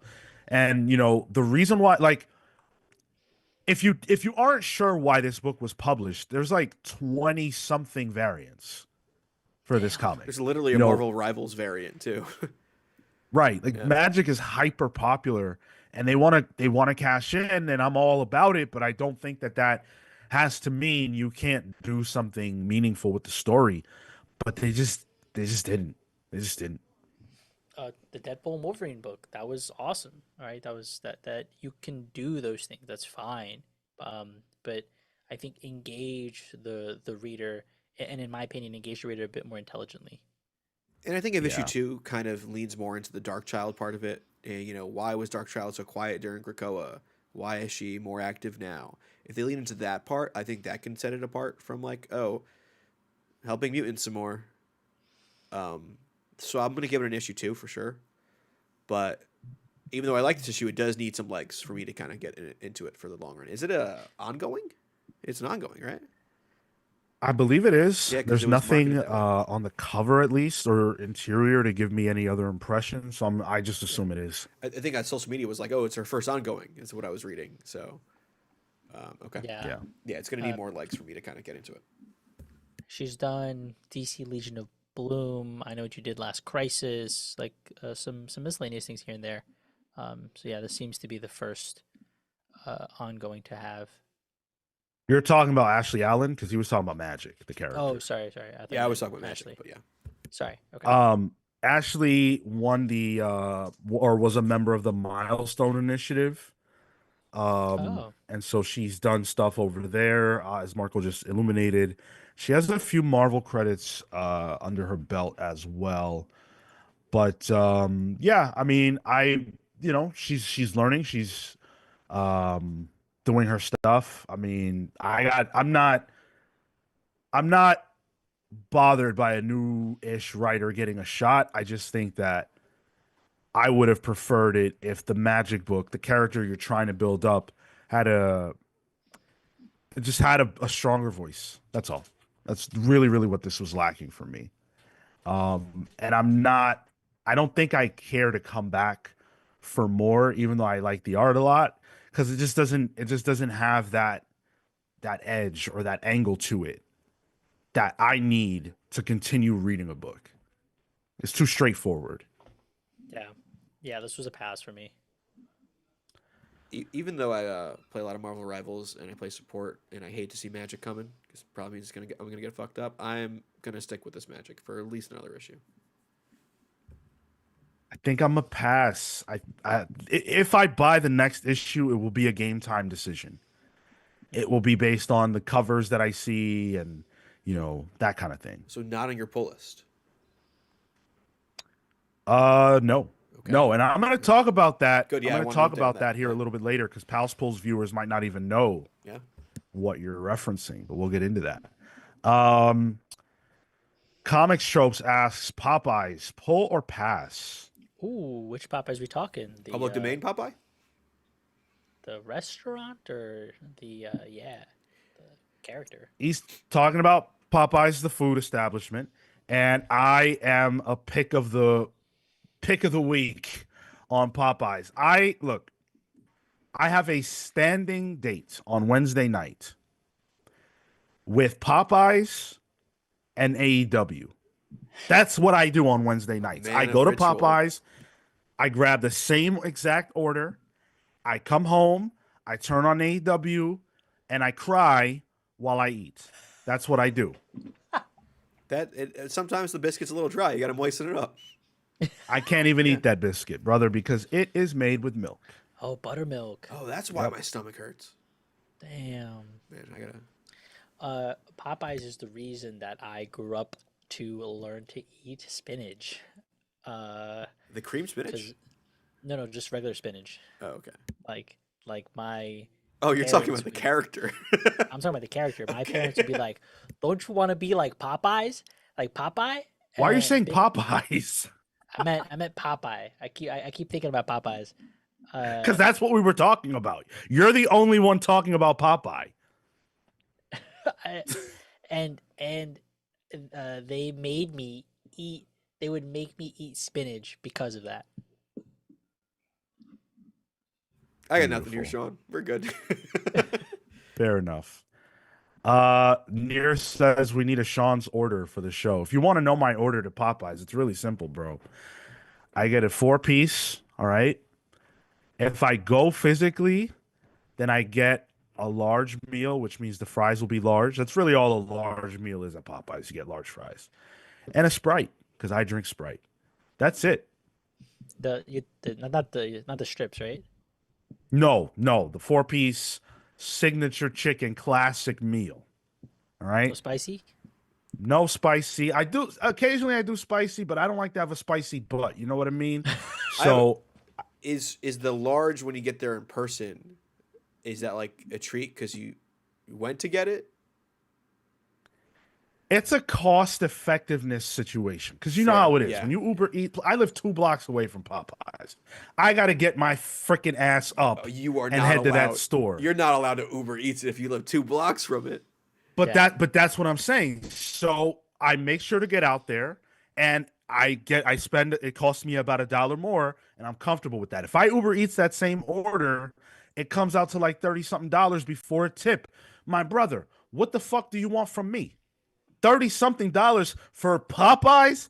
We got Popeyes at home. Bro, I can't even order delivery anymore. Like it's just there's too many numbers. It's crazy. It's crazy. Alex says thoughts on Kenny's new theme. I actually thought it was kind of weak. I like his old themes. I mean, I know it was developed by the Final Fantasy guy, but so much build up, and then it builds up to nothing. Like, where was the like epic part where it's like, all right, the boss took their shit off, they transformed, it's game 2, it's round 2, your team is about dead, and you're like, yes, I beat him. And then he has that second mode, and you're like, damn, we're fucked. That part never comes in his theme song. I miss his cleaner New Japan theme. Terminator Yeah. type shit. Yeah. Yeah, Oh, did I say type shit? Exactly. God damn, I gotta get it off the internet. you sure did. Sorry for all the non-comics chat, but you guys know how we do on Thursday night. Smash that like button. If you are enjoying what we're doing. Rami says, yep, like KFC. Please tell me you're not saying that you prefer KFC to Popeyes because we will have a problem. I don't get that. I might be with What? him on that. That's crazy. No, that's wrong. I got a soft That's spot for KFC, like mashed potatoes with that gravy. And when KFC used to do like the potato wedges instead of like fries, Oh, Yeah. potato wedges were good. Yeah. the wedges were where it's at. I think the Popeyes chicken is better. I'll give you that. But I think the sides are better at KFC. The fries for Chick-fil-A are better. That's not a Chick-fil-A. They're not open on Sundays. They're irrelevant. You ever notice how Marco just brings up like ancillary shit? It's chicken. It's Popeyes versus KFC, my brother. What do you chicken. prefer? No one cares about We're doing Chick-fil-A right now. We're doing Hulk versus Superman. You're like, well, Aquaman. I like Kennedy fried chicken. Okay, why is a Kennedy's Fried Chicken always next to a check cashing place? Because you got to go get your money. So you get go your- for the Literally, chicken, I yeah. made this joke, and as we were driving and I made that joke, we saw one next to it.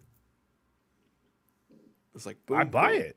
It's reality. I'm sure it's true. it is. I live 2 blocks away from a Chick-fil-A too, and guess what? Is literally right next to that Chick-fil-A. Not a check cashing place, but a bank. Oh, Literally. There you go. So, Near disagrees. He says the sides are better at Popeyes. I don't know, man. I don't really dig on sides. I'm pretty simple. I got too many allergies to fuck with sides. Man, Steve Canara says we got Peruvian chicken joints on every corner. Fried plantains rule. I do love some fried plantains. Yo, fried plantains are overhyped. Or rather, Peruvian chicken places are overhyped. It's fine. It's expensive ass shit. You like Korean the chicken, the better. Korean fried chicken places? Oh, Korean fried chicken's good. Yeah, it's been popping up a lot lately around me. That's real good.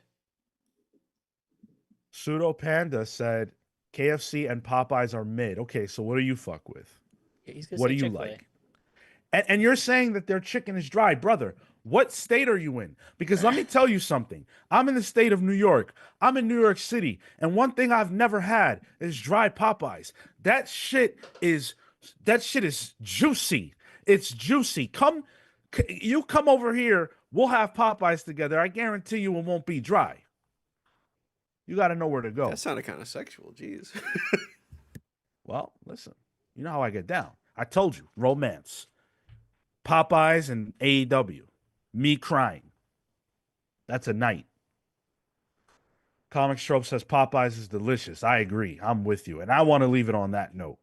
So we're going to wait. Go ahead, Tyler. I was going to say, now that the original Popeye, the cartoon character, is in the public domain, you think they'll use him? That would be sick. Popeye eating Popeyes. You can't eat spinach Whoa. yet. That's not public domain yet. Spinach, and I think like the powers getting from spinach, that's not public domain. Wait, really? Yeah, just the character of Popeye is Character. public domain. Yeah. Oh, that's wild. All right. We got one more book to talk about. We got Geiger number 10. The creative team here is Jeff Johns with Gary Frank. Good to see Gary as always. Brad Anderson on the colors, Rob Lee on the letters. The return of Junkyard Joe, everybody's yeah. favorite. I was really, really happy to see him in this issue, although he, he's here. He just doesn't get to do a ton, but he is involved. I really like this issue. I just end up always feeling like I need a little bit more. I don't know. I did think this was a really strong issue. I did. I was happy with the framing and the structure. We get a little bit of Geiger. He's losing control of his powers, it feels like, which we've been seeing glimpses of, and he almost goes full blown. My thought was all those motherfuckers are dead. This dude unleashed mad radioactivity on them. That fire was that they're all dead. Like I don't know if you guys have seen the show Chernobyl. All of them are done. Maybe not today, but give it some time. They're cooked. But we see that, and then Junkyard Joe makes his appearance. And you're not sure, is he friend or foe? obviously in his miniseries, which takes place well before this, he's a great robot. He's a great guy. But at some point, the military gets him back and they used him for evil. The last time we saw Junkyard Joe in the timeline, he fought Geiger and lost and was incapacitated. Probably the best singular moment in all of the unnamed verse so far. But now he's back and he's friend, it appears. He's come to help, it appears. And now that they're unified, they've got a new mission and they end up meeting a baddie at the end of the issue. So Word, yo, word. Miss Thickums? Um, yeah, I had fun with this. This would have been pick of the week. Um, and had it not been for Dark Patterns, I just have so much fun. This is such a cozy book for me. It's adventure. Uh, the knights out here, being the spokesperson for Geiger, for the glowing man. Um, Zigzag's fun. Everyone got like a little familiar. It's just good time. And I'm interested in seeing how the powers are getting unwieldy. I want to know what that means for Geiger, for his mission, for the world, and how that's going to impact even people like the knight here. So yeah, overall, this was a really strong issue. I hear what you're saying in terms of you want more. Um, there's I leave this book feeling sated, but not hmm. amazed. I'm not wowed. Um, the the art is always spectacular. And Sean, do you have this book? Physically, yeah. Okay. Do you mind? Because I have the image. Shout out to Image for the books in advance. The There's 420p the moment preview of the book. bus where they're coming out. The bus is about to explode. The Uh, page right before the actual explosion. The Neon Knight he grabs Zigzag. He grabs Barney. Yeah. Could you go to the moment where he actually he's like breaking through the window? you're referring to this piece? Yeah, yeah. There's like curvature built into the cracking of the page. I thought for a moment, because it's a page turn, I'm like, oh, this is an interesting heightened moment. But that curvature, the way that the light is reflected on it, that bend feels like it's straining tension, and then the page turn there is a pop, is a huge explosion. So I thought that was great dynamic movement from Gary Frank on this, and yeah, he continues to put out stellar work. So this was so much fun. I really like this. Yeah, I'm kind of in the same boat. It's nice being able to sit with these characters now that we have for 10 issues, because it does feel like an ongoing. It doesn't feel like every issue needs to be, you know, this climactic finale. No, we get to live in this world a bit, and I think there's something kind of warm and nice about that. Um, but I think at the same time, it means that not every issue is super exciting. Like, yes, this is the return of Junkyard Joe, but it was kind of a slow issue. There's a big fight, but there's not much in terms of. Uh, it feels like next issue is going to be the big one for reveals and all that, an actual story. Um, but it is nice sitting with these characters. I do like the potential of the book with the next issue or in this arc really expanding the world of Geiger. I think that's necessary because Junkyard Joe being in this world is like there's question marks. How does Geiger have his powers? There's question marks. There's a lot of question marks that I think 10 issues in I would like to have some answers to that lead to more questions, even better. So I think the introduction to what was her name? Ashes. Ashes Arden. Ash Arden. Ash Arden. Yeah, I don't know what that it's in reference to, but I'm interested in this character. That's for sure. Especially since she seems to be the other glowing man, because she's Yeah. the one with the also the rods in her back too. There's a joke there. Won't be making it. But I'm excited to see this world blow up, and we've already had multiple, um, you know, appearances of Redcoat in the last two issues of Geiger. So they're really building out what the unnamed universe is, and I want answers to that. So this is exciting. It wasn't my pick of the week, but it's a really damn solid book. Does it feel for any of you that it's meandering? I don't think I would use that word, but I don't think it's hitting a pace that I love. I really think that because look, I've been living in the world of Geiger for years already, and so 10 issues, sure, but I've read a lot more than that. I don't need all this buildup. I want to see us get to the interesting things that were promised well before this became an ongoing series. And so for me, I really feel like this could have been issue 5 because we went through a lot of sort of extra stuff in the intermediate to get to this. And I mean, we're here now and I hardly remember what even happened before. So that's kind of a sticking point for me. It's not to say that any of it is bad. I actually thought this was a really good issue of Geiger. I just think I need things to happen just a little bit faster. It Yeah, go ahead. it sort of feels like early Walking Dead in some ways, where it's a lot of quick little snippet stories, like the last arc where they go to that the one that wasn't drawn by Gary Frank, where they see this one town and they have a little adventure there and they leave. It's a lot of little snippets here and there that, on its face, those are good. There's good stories there. It's entertaining. But when you zoom out, you look at the series as a whole. I'm like, oh yeah, I kind of need something to happen here a little bit. Yeah, and the Gary Frank art is phenomenal. This is I mean my God, man. Gary Frank is a tremendous talent. Look at this dude. Like Oh, dude, that what page the blew me away. hell? Yeah, that's a cover It's a worthy right. interior page. Yeah, a single splash of Geiger pushing someone's face into a wall and completely killing them. It says 25 years from now. Well, I guess that's from That's where we're 25 at. years from, yeah. Yeah. Um, the single page spread of Junkyard Joe just standing there. It's like you can't read anything into his face at all. I love the way that Gary Frank draws and designs Junkyard Joe. Just looks so sick. To the chat, there's people in the chat saying that GI Robot was based off of Junkyard Joe and all that kind of stuff. Definitely not. Is Dr. Phosphorus or is Geiger based on Dr. Phosphorus? Probably not.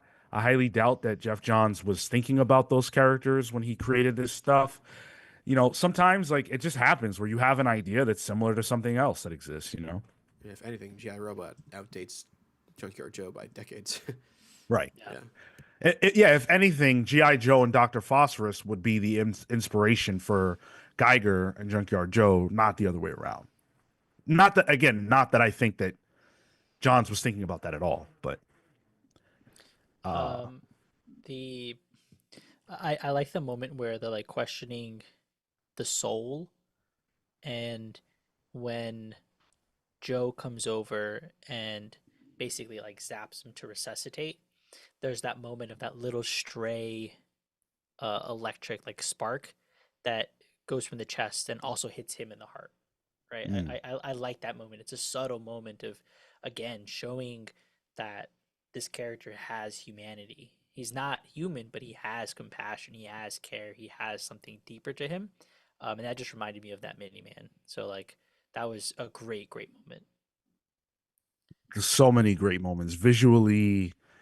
It's an awesome book, man. It really is, and I just want the tension to rise a little more. I want to feel it more, you know. But it is great. I think the talent is all there. I just need the story to get up to where to their level. And it looks like the supporting cast is blowing up too, because the only addition to the supporting cast outside the Atomic Knight has been another talkless animal. Zigzag. So yeah, now that we have Junkyard Joe, who also doesn't talk, it's nice that we're having a character that can actually verbally interact with Geiger and the Nuclear Knight. Yeah. Yes, yes, yes. Take care, Matt Fisher. You enjoy your night. I'm gonna double green flag this. I loved it. I think it's really great. If you're not on Geiger, I think you should get on. I do think the pace is not the best. But if you enjoy smaller moments, I mean, this issue definitely has bigger moments, but throughout, if you can enjoy the smaller moments, enjoy and soak in the great Gary Frank art, you will be in for a treat. Yeah, pull for me. Cole says something interesting here. He says I think this series is well paced. John's promised us long form storytelling, and he's delivering that for me, and that's fair. I think Johns knows how to provide that for characters, for readers, for artists. He's had Paul on now in addition to Gary Frank, so I think that that's advantageous for people who want that kind of framework in an independent space and in this unnamed universe. Matt Fisher with the $5 says, "I'm out. Been sick for 2 days. I need to go get some sleep. Stay frosty, you snowmen. Boo Hogan." Woo indeed. Get well soon. Feel better. I Yeah. love that boo that he got. So good. Hell yeah. Okay, let's see what you guys say. 48. Wow, jeez. 48% didn't buy slash read. I'm assuming most of that is didn't buy. Pull is 33%. That's good. Pick of the week is 12%. Pass is 6%. All right. All right. I think Geiger will start to speed up now that we've been introduced to the second Geiger person. So I'm looking forward to seeing how that shakes out. Should be good times ahead. All right. We've got to do the stack. You guys know that. You know how we end things here. We end it with Sean's stack. Now I get your numbers in while I rap a little bit. I actually um made an announcement on the main show that you may not have heard. And that announcement is that for the new year, I decided that I would start a pull list at my LCS. Wow. Sean is a changed man. He's not the Sean that you once knew. He's different. We haven't seen his experience yet, so hold your horses, Marco. Now, I set up my pull list last week and I was very excited yesterday, Wednesday to go and finally, pick up my books. Um and I'm like, oh my God, like what am I gonna do? I'm not even gonna get to browse the selections. So I walk in and my first instinct is go browse. So I go browse, I don't pick anything up. And that's very awkward because now I feel like one of those douchebags who just walks around in a store, doesn't grab anything, right? So I pick up Magic, that cover. I wanted that cover because I put the cover A down, I think, on my pull list. And I wanted that cover and then another book that I won't mention. And I picked those up. And then I went to pay and I said, hey, I set up a pull list and I'm feeling brand new. I'm like, yes. And the guy's like, very cool, right? Very low key. This is the guy who pitched me a DC Black Label crossover, which it turns out he was totally fucking right about, by the way. But he's like, hey, yeah, did you get an email? And I'm like, I don't think so. So I go quickly check. He's like, yeah, you would have gotten an email if you had anything delivered here. And I'm like, delivered? I didn't want anything delivered. I want to pick it up. He's like, yeah, but it gets delivered from the warehouse. I'm the fucking warehouse. What warehouse? I'm right here right now. I'm here. What? Well, why do I have to wait for a warehouse? What? So he's like, yeah, it gets prepared, and then you'll get an email when it's ready to be picked up. So I'm like, okay. I check my email. I don't have an email. So I guess I can't pick up my slate of books today. Now, dear listener, go ahead, Tyler. Are they paid for in advance? I don't know because they didn't charge my card because I guess I don't know. I don't know what happened. Okay. I don't know what happened. But dear listener, I have two choices that I can make in this moment. I can either buy the books anyway, like just grab them and, argue with Midtown later about whatever, or I can leave. Now, I am not a genius. I chose to leave. No. I left. I fucking left. And while I was on the train headed back home, I thought, I only have 2 comics on me right now. What am I going to do? So I get back home, I log on their website, I see that the pull list is set up, I see it's all there, but for some reason it didn't take. So I went through the process again. Now, hopefully, the shit will be ready for next week. But I had to take my happy ass back on the train, risk being lit on fire, shot with a gun, exploded, Push. hit with powder, like bombs, all kinds of things I risked in order to go again and get my books. I got them. Damn. It's funny because that's not how a pull list works. Like at Right. at a normal shop, it's because it's a very particular shop. You go, like a normal shop is like usually the comic shops close on Mondays and they pack all the books for the week Right. and it's under the desk. It's ready.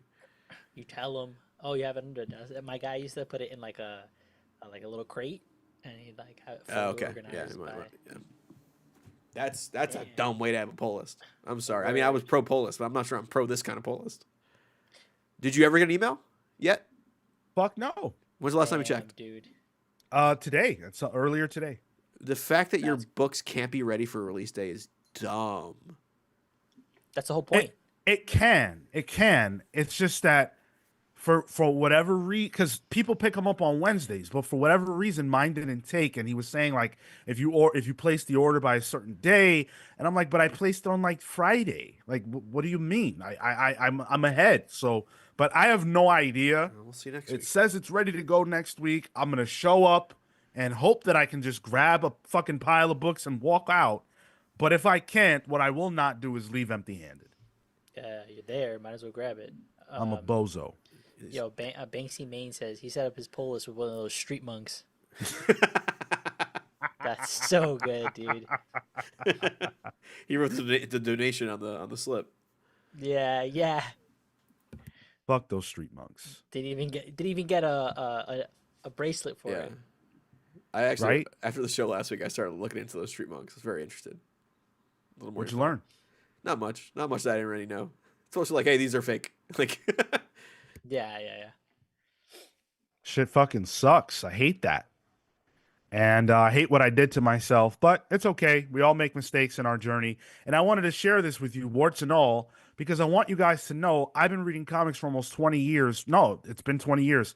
And I have the same problems. So, like, you're not alone, no matter whether you're new to this or true to this. You know, we all go through it.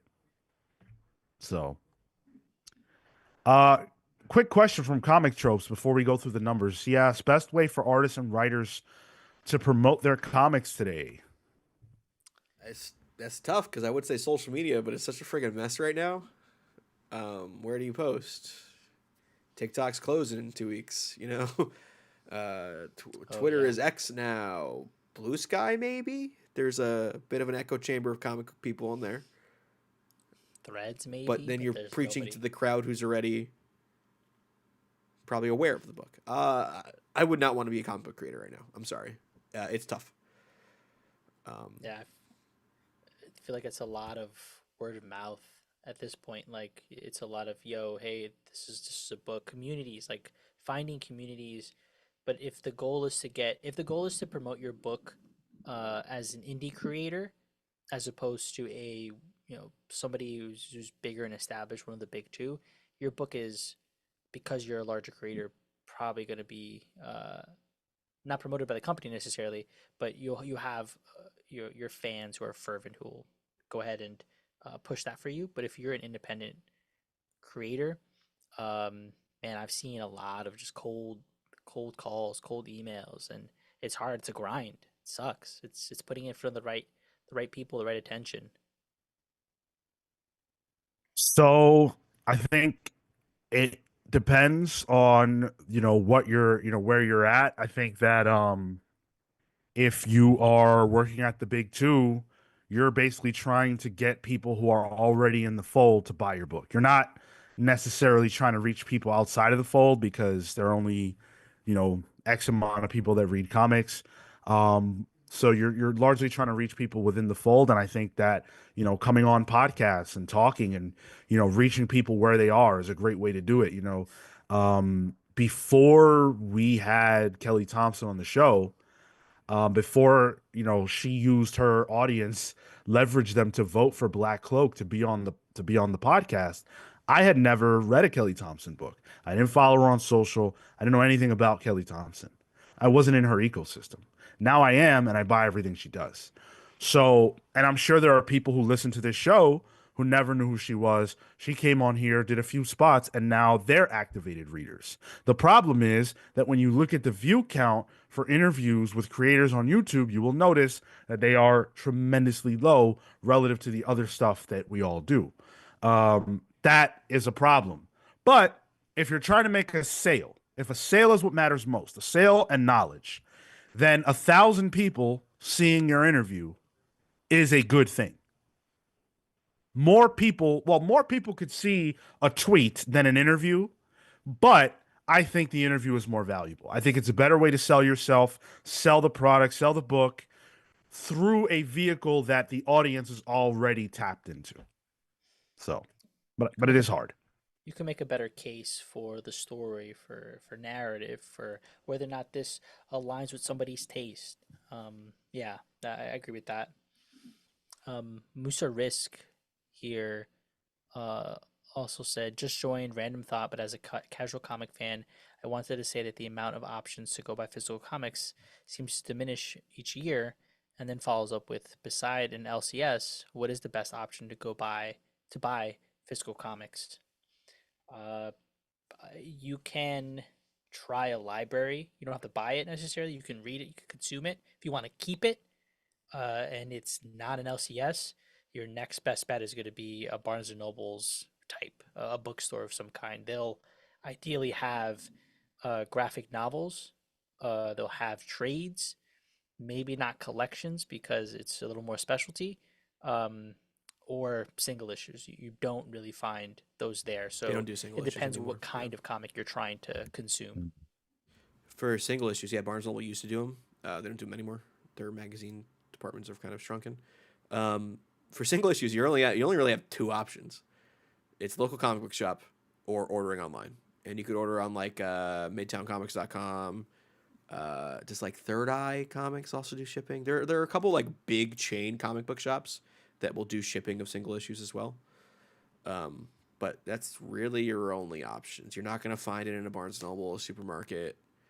Maybe like a game store might sell some single issues, but unlikely. Yeah, not too many options. And it sucks, but I do hope that you have an LCS, Musa, to head to, because that's the lifeblood of the industry, and your interest is great, and hopefully that can translate to you finding a store. If you don't know how to find a store, you can use the comic shop locator, I think it's called. So you can do that. But please keep us abreast of your journey through comics. All right, let's count the stack number, and let's see what's going on. Let's see where we're at.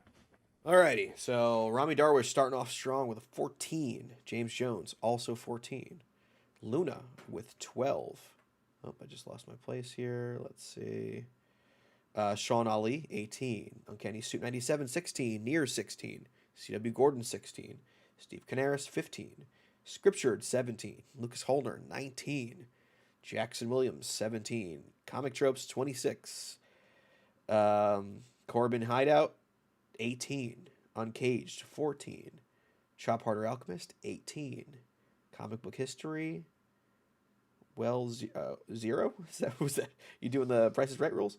Marowak Obscuro 13. Yeah. Banksy Man said 2. I think you said that early on in your discussion of your comic shop history. Samuel Summers 20, Nuki Brown 12, Blaze Man 14, Aaron Ruiz 12. I think that's it. At comic Yeah. book history at 11. Yeah. Oh, okay. Change it. Okay. Okay, very, very good. Well, we've got the 6 that we talked about, of course, here on the show. And then The Lucky Devils, #1. Oh, you got it. Yeah, this was actually the other book that I picked up yesterday because it wasn't on my pull list.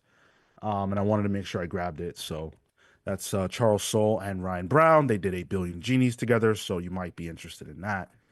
Batman and Robin, #17. This has been solid, so I'm still on the hook.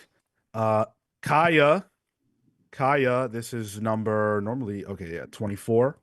Excited to eventually catch up to that. Snot Girl, #17. Ooh. I've got Transformers #16. I saw someone earlier say this was a really good issue, so hopefully you're right. Ultimate Black Panther #12. Giving this one a shot, but I don't know. I got to read it. New Champions #1. I I'll also try picked it. that up. I picked it up as well. I love new young superheroes. Hell yeah. The Amazing Spider-Man #65. Oh, it's a cool Spider-Man cover. just straight dying. Yeah, it is a cool cover. Um, Justice League Unlimited #2. Oh my You guys God. will remember I forgot to grab that. That's right. So I had to make that right. And then Those Not Afraid #1. This is a Kyle Starks book. And I like Kyle Starks a lot. I'm a big fan of his. So I wanted to give his new series a shot. And that's it. I believe that is 16. I got 9 plus the 6. Is that not? What was that? That's 15. So you have 15. Let's see. 1, 2, 3, 4, 5, 6, 7, 8, 9, 10. I have 10 in addition to 6. So 16. Okay, 16. 16. Yeah. So who's the lucky winner? Did they get it right off the bat? Hold on now. No way. I think Rami said 14. Okay. Yeah, Rami said 14. Uncanny Suit 16 and Nier also said 16. Nice. If either of you want any of the Marvel codes from the books that I shouted out, please feel free to reach out to me on Discord. Speaking of Rami, we didn't even touch on it, but his wife stole his phone, whatever that was, and aired him out about what was it, about his love of Popeyes or her love of Popeyes. She jumped on the horn to say he's nuts for his KFC take. She said Popeyes is it. Wow. Rami, sounds like in your case, she really is the better half. Damn. Sometimes Damn, it be your she's the own one. man's. Yup, it'd be your own. JJ the Great says, I'm down to only one comic shop in my city. There used to be 6. Whoa. What happened? Was that COVID?